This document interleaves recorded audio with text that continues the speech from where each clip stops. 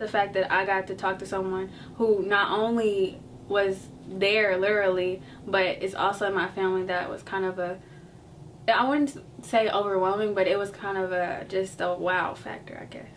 Okay. Did either of you learn anything you didn't already know about each other while you were doing the interview?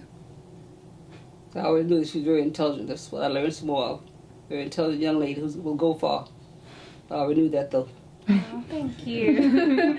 I learned that my aunt is not as quiet as I thought she was. I'm quiet. Well, sometimes you're not. I learned that she has that drive, that determination, and I feel like a lot of our family has that in them. So it just kind of made me feel proud that I come from a family who doesn't give up, and they're very strong-willed. So.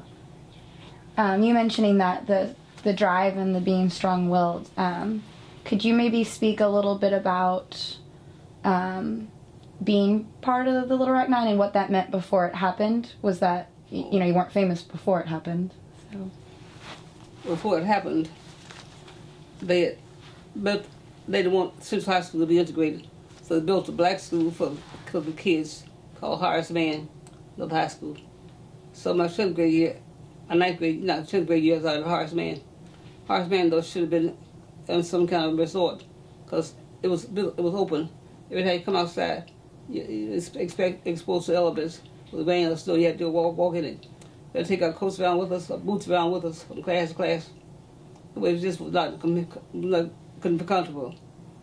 So when Little Rock decided to integrate, they asked the citizens how they wanted to do.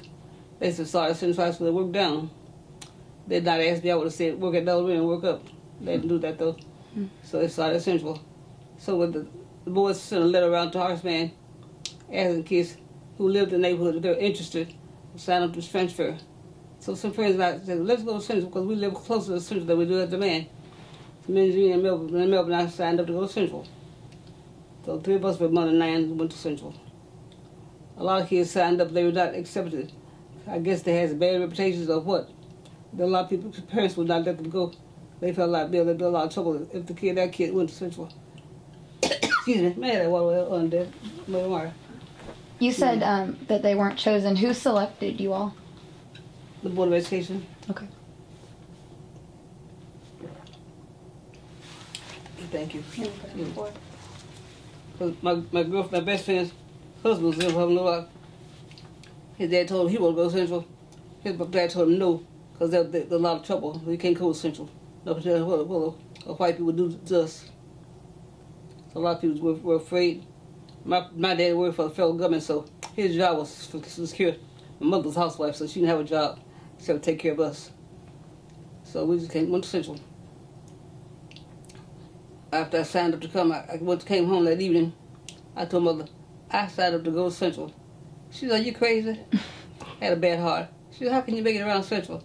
I said, well, they would get my health records. They will know, because a man in Dunbar knew what my troubles were. They know how far I could walk, you know, what challenges I have. So she said, well, wait till your dad comes home, we'll discuss it. When Dad came home, they discussed it. They told me I could go to Central. If I ever got into trouble, just go back to man. I lied. I said, okay.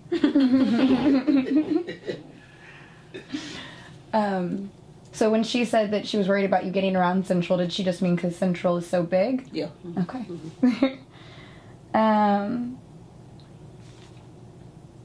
Did you think when you signed up that it would become a big deal?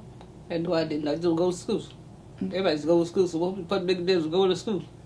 It shouldn't have been a big deal at all. Everybody should just go to school, from class, graduate, that'd been it. But thanks to our governor, it didn't happen like that. Right. Somebody's name is Forbes, I think, yeah. Their name Amaree. Yes. Forbes. Forbes. And Amaree, what did you feel like on your first day of school, and did you choose to go to Central? Yes, I knew from the very beginning I was going to Central because, I mean, not only did you hear rumors about, oh, that's a cool school, that's where everybody's going. I knew before I even heard the rumors that I was going to Central because it was in my family. So that really wasn't an option either. But just my first day at Central, once I got inside, I was just, in one class specifically, I was just thinking to myself, this is a school that my aunt helped integrate. This is where I am right now. And it just kind of set in, but I've gotten used to it. At times I still think about it. Just like the first week, I believe, the first week or so, Mr. West took us on the road that Elizabeth Eckford that had to travel by herself. And that's another thing that just made me think about it. This is where they were. This is the street. So, I mean, every now and then I still kind of wowed by it. Do you all think that the other students, not all, but most students understand that in history or can appreciate it the same way? Honestly, not really. Because some students, they have, well, it depends on the type of person that they are. If they really care about history or care about where they come from, then I would say so. But some kids, they're like, okay, that happened a long time ago, or we've heard about this story since we were in middle school, or like, let's move on. It's like, you have to think about it. We wouldn't be here right now if it weren't for those 9 people. So I think it's a respect thing. Like, you have to respect, and you have to, even if you hear it a lot, it's like you learn something new every single time. So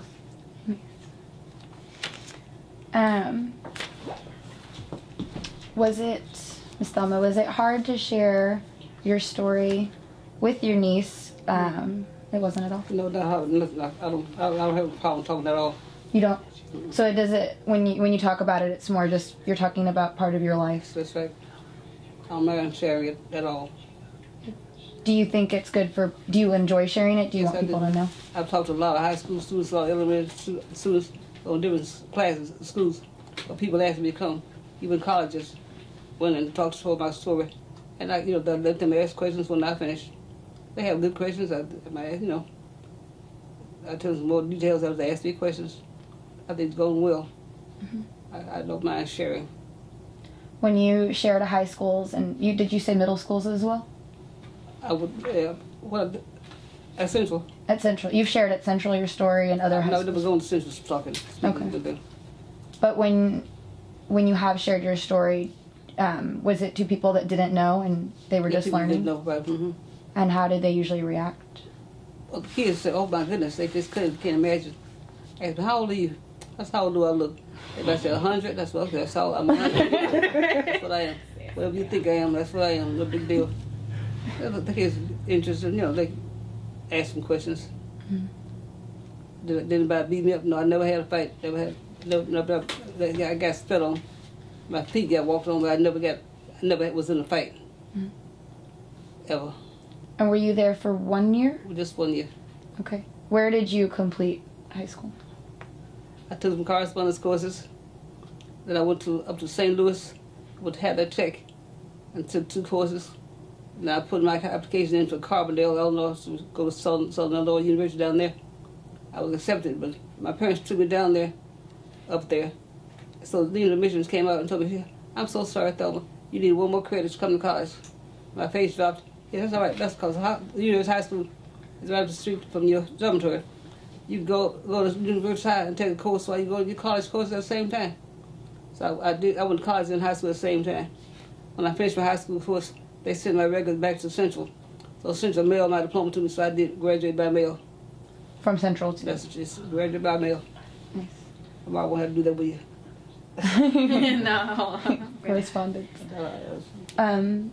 What jobs have you had in career? What jobs? Well, the first job was teaching in home economics. I taught clothing and textiles. Then I taught foods and nutrition. Then my boss, who was the director of vocational ed, wrote a program called Career Education for Elementary Kids. So I went to elementary schools and went to teaching students and asked the other kids. I spent about half an hour in teaching rooms from time to time. Told the kids about how important work was, talking about different careers, what kind of career they like to have when they grow up. I'm talking about what all the baker does, what all the barber does, what all the beautician does, that kind of thing. I did that for 18 years. I taught for 10 years, so I really worked for 28 years. Then I retired. The state of Illinois, they had too many people who had teaching degrees who could not find teaching jobs. Because too many old folks stayed there. At 50, and they wouldn't give up the jobs. They said anybody who's 50 and had put in at least 25 years, they give you 5 more years on each one if you go agree to retire. I think half the teachers walked out. Next year they need some teachers, so most of us had left. Did you enjoy teaching by the time you did it? And did you enjoy teaching, and did you always? Yeah, I did. I enjoyed teaching. Even though this whole city had a bad reputation, they were known for gangs. But being at home, I didn't have any trouble with girls. They come there trying to make themselves something to wear. Cooking something to eat, so I didn't have trouble with them at all. I never saw a gang person in my class. I guess I know they were, but they didn't bother me. Did you know you wanted to be a teacher when you were in high school, when you were younger? Yes, I did. You did? Because when I grew up with this bad heart, I went to first and second grade. And then doctors told my parents don't send me back to school. Had a homebound teacher for 3rd and 4th grade and 5th grade. I finally got back to school in 6th grade. So I knew that I wanted to be a teacher, so I wanted to be with kids. I had too much time by myself with one lady, teaching me, trying to keep me up with my classes. So that's why I want to be a teacher, be with those kids. So doctors told you that you shouldn't go to school? That's right. And so how many years did you say you taught? I taught 10 years and worked as counselor for 18 years. Taught 10 years. Counselor 18 years. So you spent most of your life in schools, basically? Sure did. Amaree, what do you want to do? What do you want to be? I don't want to be a teacher because there are a lot of teachers in my family. I want to do something different. I want to branch out. Honestly, I really can't say what I want to be right now because I tend to switch a lot. I said for a little while I wanted to be a lawyer, and everyone in my family was like, yeah, you'll be good at that. I was like, well, then I changed to a pediatrician. Then I changed to OBGYN. And now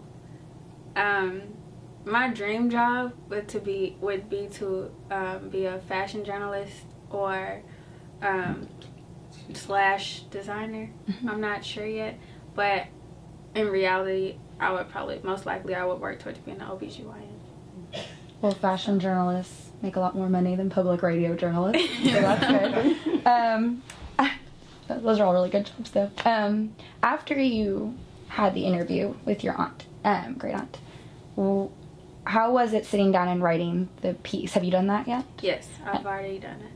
Writing the piece was kind of easy because I kind of had a guideline for what I should put in the essay, but just writing it, I like when I write pieces or write essays, I like to try to put my own style of writing, or I like to make myself come out in the paper, so it's not just while I'm reading the paper. So when I wrote it, I just kind of, my liking for history and the story I just learned from my aunt kind of basically put its own self into words. I just kind of let it flow. So. And is that how the memory project is set up? To have a piece of you in the story as well? Yes. And what do you both think about the memory project? Did you like the idea of the project, to have her interview you? I think it's a good idea. I don't mind telling people my memories off. So I can recall. I don't mind sharing. And I think it's good to share with other people so they can know what went on. It gives people a real sense of history. What went on way back then, back in the dark ages.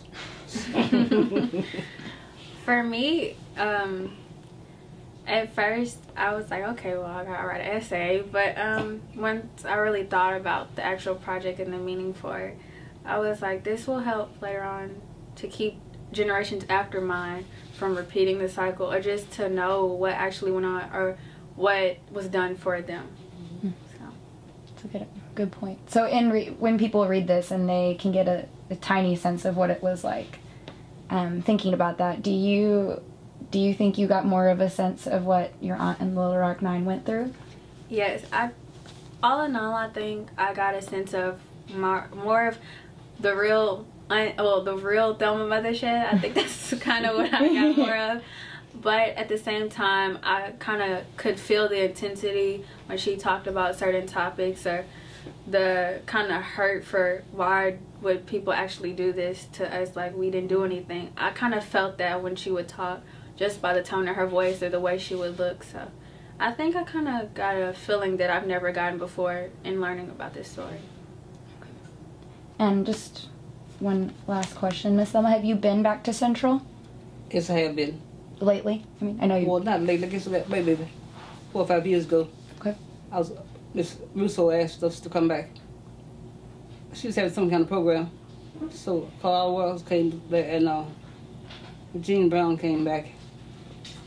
Oh, I think what the program was. We were there for a day in Central. Might have been in 2007. Do you remember? Yes. Okay. That's what it was. 2007, okay. I was gone. The 50th anniversary would have been. Well, that would have been 2007. I think before that. Well, I think you all were there for the 40th anniversary. I think maybe that was it. My Yeah. wife took our sons to. That was when Clinton. Right. Oh, yeah. Right. And I was teaching in Hot Springs at the time, so I didn't have the opportunity to be at Central. And we didn't have a memory project then. Oh, shut down. I guess I'm good start. Mark, did you start project? Oh no, I didn't start it. I started back up there. Sharp enough to. What did you think about Central going back later? It was a big, beautiful school, very well appointed. Too many kids. Yeah. The 9 of us that had about 1,500 kids there. We didn't see each other. We saw each other in the morning, then maybe at lunch, then at 3:30. You don't even see anybody accidentally walking down the hall. But Jefferson Thomas and I had a biology class together. One time I saw a black person doing class. Jefferson Thomas. So you didn't see him in the halls or? The day school, couldn't see each other. I said just stayed like lunch. 3 or 4 of us had lunch together, and that was it. And 3:30, see each other going home. Where would you all eat lunch together? In the cafeteria. Okay. But you would find each other? Yeah. 1 second. How much time do I have? That was easy to do. Find each other was real easy. As much time The as floor is yours. you all I'm off like. the clock. Yeah. Okay. Okay. I'm just getting. I'll do it in about 4 minutes. It'll be about half an hour. So let's go. I'd like to just ask more about being at the school now and then. So you were saying when you would walk through the halls and stuff, you wouldn't see your friends for. No. Did you make any other friends that weren't part of the 9? No. The only person that was next to me, 101st was in there. One girl came up to me and asked me, "Do I have a sister who sang?" I said, "Yes, my sister Lois sings." She said, "Oh, she was at our church this summer. We really enjoyed her voice. She had a beautiful voice." I said, "Thank you." As though it was anything feeling me, that girl. But no idea who she was. At least she was nice to me. We went to the same church, kind of church. What is walking around now like? Now I'm pretty sure it's completely different because I guess maybe it's because of it being more modern now. I'm not really sure how to explain it, but what do you mean exactly? Different? Well, when you get out of class, do you see your friends? Do you see people you know? I see a lot of people I know. I'm kind of like a social butterfly, so Yeah, I got that. She know about that. But I know you. something like that. Do you see any racial issues at school now?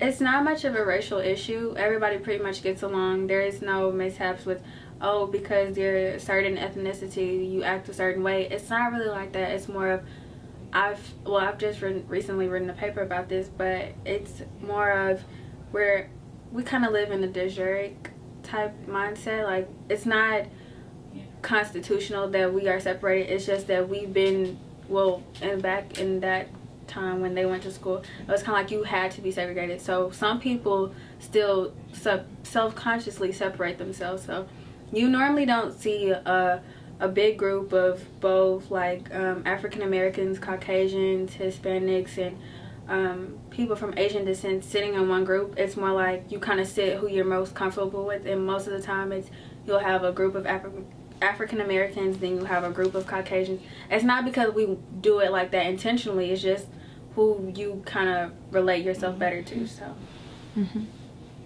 That makes sense.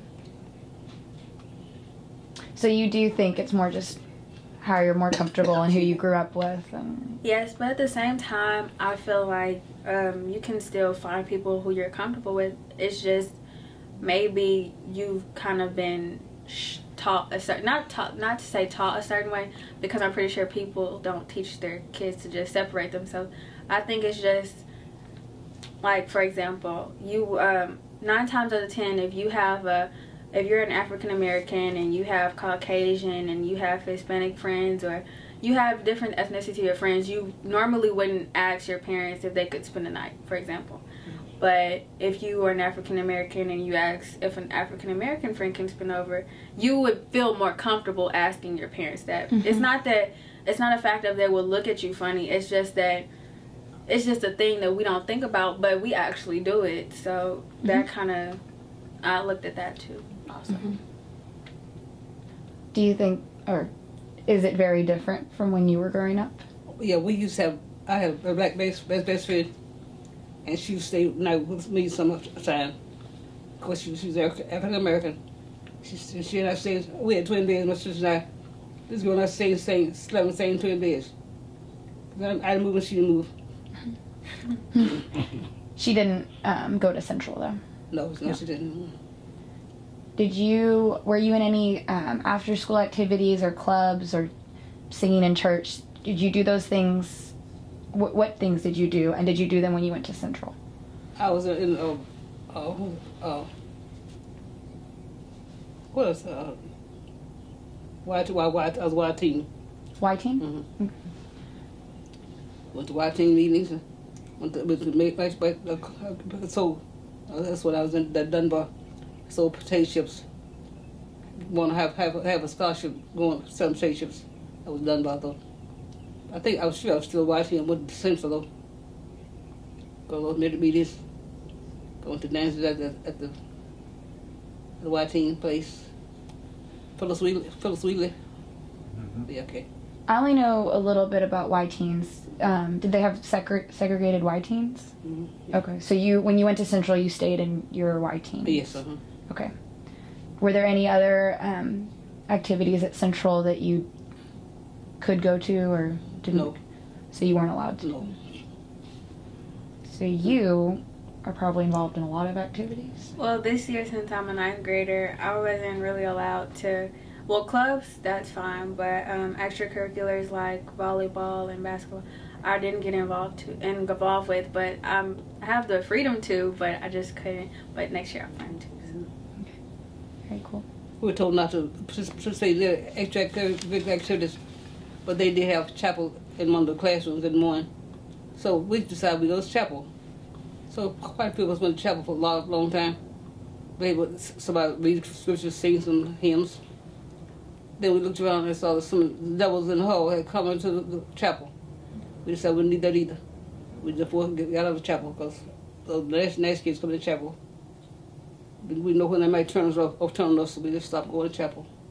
Altogether, you stopped going? Mm-hmm. And when was that? Was that? About 4 or 5. Most of us went to chapel. Just do something. Mm-hmm. Well, you want to feel like you include something with chapel. Everybody wants to think that they belong to something. They are a part of something. Mm-hmm. That's true. Did you remain friends with your friends that you had before you went to Central that still went to Horseman? Yeah. So you still got to see them? Okay. Would you have anything else you would want listeners on the radio to know about concerning your interview that you all did together? Amaree was a very, very intelligent young lady. She would go far. It was good, being interviewed by her. Hope it helps her and helps other people too. Just to listen to what she and I had to say. I think it will. What do you think? I think that a lot of kids kind of hold back from the curiosity of what happened because they don't want to seem like they're a boring person or a so-called nerd. I feel like you shouldn't really, if you're curious about something, you shouldn't hold back because of what other people think. With me, I'm just out there, so whatever I feel the needs to be done, I'll do. So I just feel like people should kind of like take the initiative. Like, they say older people are wise, and that's very true. So I think you should take the time to at least sit down with someone older and just see what they have to say, and you never know what you'll find out. So